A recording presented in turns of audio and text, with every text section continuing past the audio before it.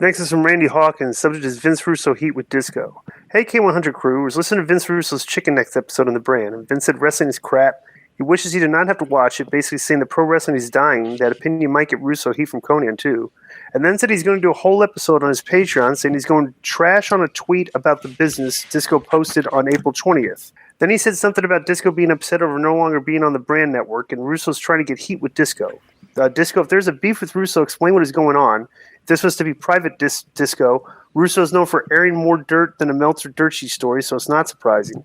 Also, Disco, if you want to bury Russo for airing dirty laundry, I say go ahead. Also just shows that Cornette and Bischoff are right about how dumb Russo is, because Russo is the heel and Disco is the face of the story. Go, Disco, go. And that's from Randy Hawkins. I got no heat with Vince. Vince is, these guys think that I'm going to be coming back to the show, but it's like, this is what everybody forgets. Okay, I have another job.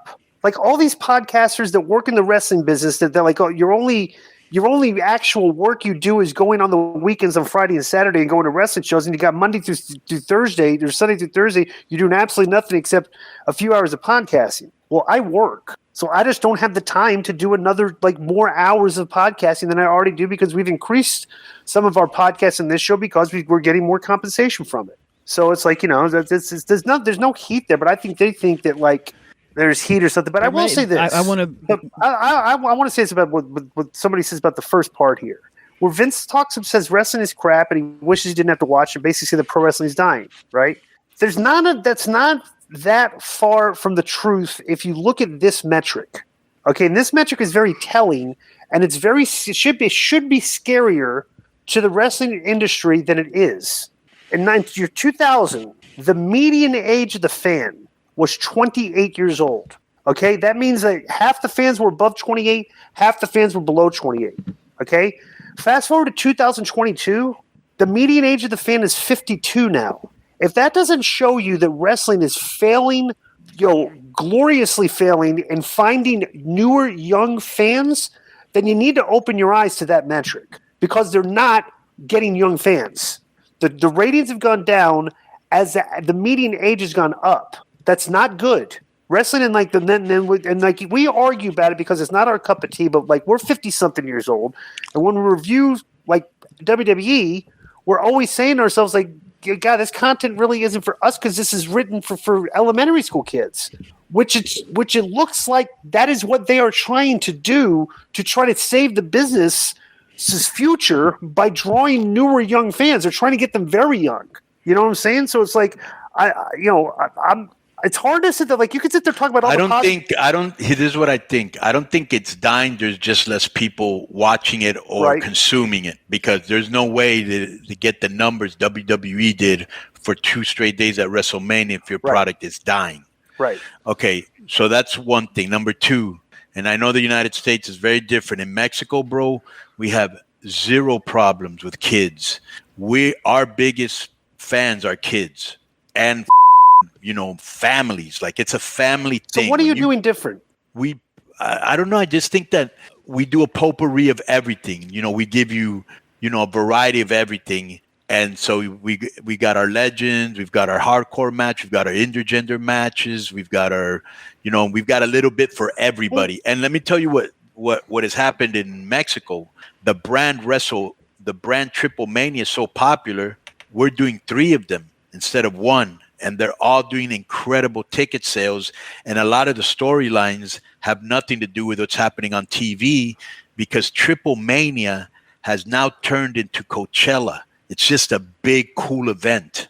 Right. You know what I'm saying? It was just smart. WrestleMania was an event. Right. So when you book it there, we have to run a wrestling show. It's no. Our big show, we're drawing eyeballs. It's like an event. It's like it's a pomp and circumstance. It's bro, imagine this.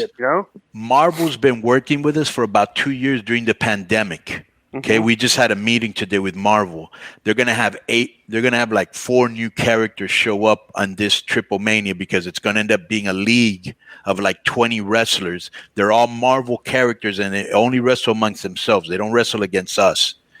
Marvel's investing a lot of money into this, bro, because they know that this is the future with kids. We don't have problem drawing a younger crowd. Thank God.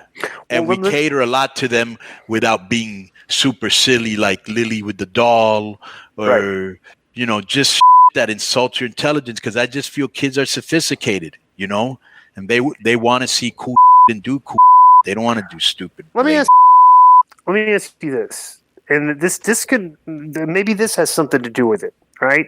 Is the social media interaction is far different in Mexico than it is here in the States with the wrestling product? No, it's starting to get the same. It's starting to get a lot of people. Like polarized? They're expert. Well, it's been polarized for 30 years between us and CMLL.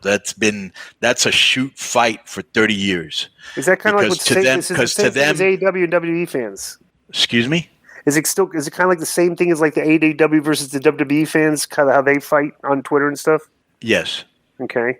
Except in our case, they actually believe that a lot of what they're seeing is somehow more real than what we're doing. It's like, no, it's all the same. Yeah. Like so we're really wrestling. Well, the real wrestling's on UFC, but you know. Yo, what up? This is Conan, and I host Keeping It 100. My co-host, Disco Inferno, unfortunately. Well, I'd say you're my co-host. Listen, every Thursday here on Spreaker, we talk pro wrestling, sports, movies, music, TV, pop culture, and some politics. It's everything the rest of the pro wrestling podcasts are not. Tune in to hear myself, the superior one, educate and inform. Tune in to hear me bury Disco. That's very disrespectful. Join us every Thursday on Spreaker and keep it 100. Boom!